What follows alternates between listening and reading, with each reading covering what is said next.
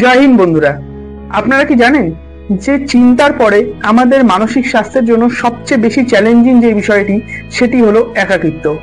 এখন অনেকেরই মনে হতে পারে যে এই 150 কোটির দেশ ভারতবর্ষে কি করে কোনো মানুষ একাকিত্বের শিকার হতে পারে। আসলে বিষয়টা একদমই তা নয়।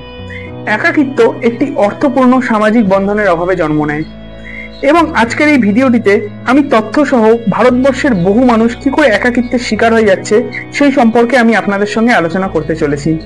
ভিডিওটি শেষ অবধি দেখার অবশ্যই অনুরোধ রইল, তার কারণ হয়তো ভিডিওটি সম্পূর্ণ দেখার পর আপনিও কারো একাকিত্ব দূর করার জন্য অবলম্বন হতে পারেন, আপনিও কারো সহায় হতে পারেন এবং হয়তো আপনি আপনার কাছের মানুষকে আরো একটু বেশি করে বোঝার চেষ্টা করতে পারেন।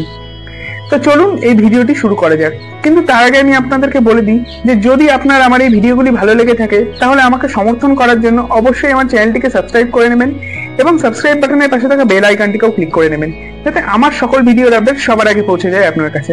তো চলুন এবার ভিডিওটি শুরু করা যাক। हम जैसों का कोई ठिकाना नहीं होता है और अब इस बंजारीपन से इश्क हो गया है हमें। मिस करोगी मुझे? बिल्कुल नहीं।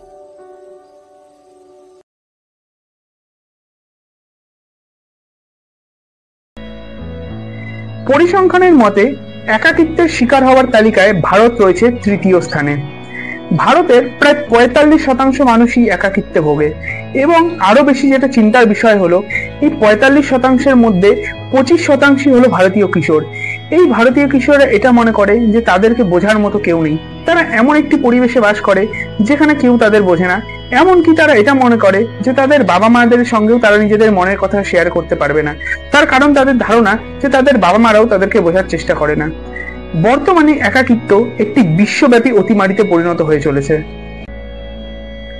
একাকিত্বের সংজ্ঞার কথা বলতে হলে প্রথমেই যেটা বলতে হয় যে একাকিত্ব এমন একটি দুঃখজনক অনুভূতি যেটা পর্যাপ্ত পরিমাণ সামাজিক বন্ধনের অভাবে তৈরি হয়ে থাকে এবং প্রতি বছর ভারত থেকে প্রায় লক্ষ লক্ষ ছেলে মেয়ে বিদেশে পড়াশোনা এবং কর্মসূত্রে বাইরে যায় এবং সেখানে গিয়ে তাদের মধ্যে অর্ধেক সংখ্যক ছেলে মেয়ে একাকিত্বের শিকার হয়ে পড়ে।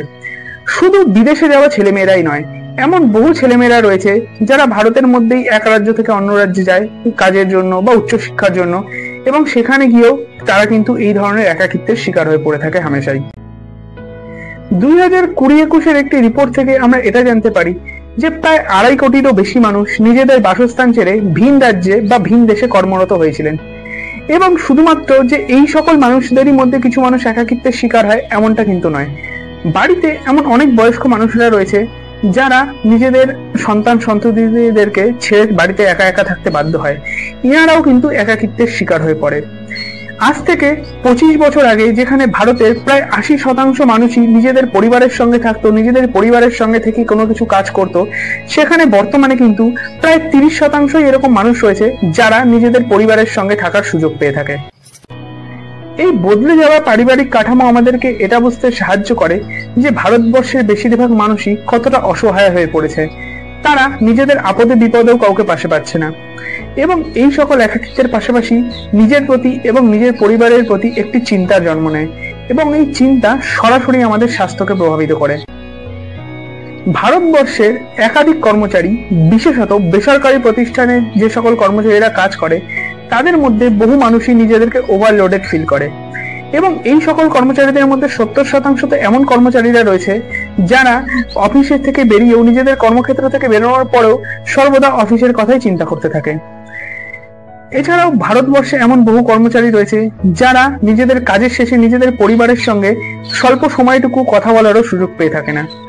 বেশ কিছু চিকিৎসকদের মতে দিনে 15টি সিগারেট খাওয়ার থেকেও বেশি ক্ষতিকর হতে পারে একাকিত্বের শিকার হওয়া এবং মাঝে মধ্যে এই একাকিত্বের শিকার হওয়া বা একাকিত্ব থেকে যে যন্ত্রণার জন্ম নেয় সেটা শারীরিক যন্ত্রণার থেকেও বড় এবং তীব্র যন্ত্রণাদায়ক অনুভূতি বলে মনে হতে পারে।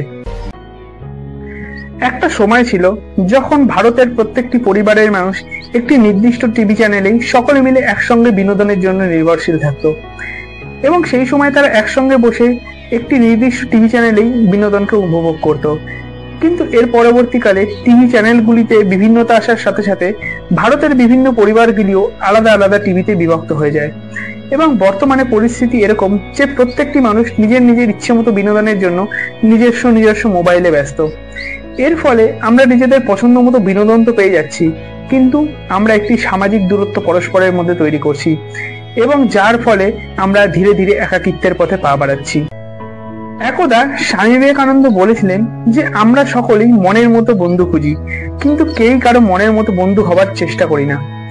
এই পৃথিবীতে যদি সকলের সমস্যা বুঝতো এবং প্রত্যেকের প্রতি যত্নবান হতো, তাহলে হয়তো এই পৃথিবীর অর্ধেক সমস্যাই ঘুচে যেত। আজকের এই ভিডিওটি কেমন লাগলো আমাকে কমেন্ট করে অবশ্যই জানাবেন। যদি ভিডিওটি ভালো লেগে থাকে তাহলে একটি লাইক অবশ্যই করে দেবেন।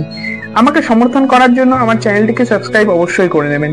তো দেখা হবে অন্য একটি ভিডিওতে। ততক্ষণ সুস্থ থাকবেন, ভালো থাকবেন। ইনকলাব জিন্দাবাদ, ভারত মাতা কি জয়।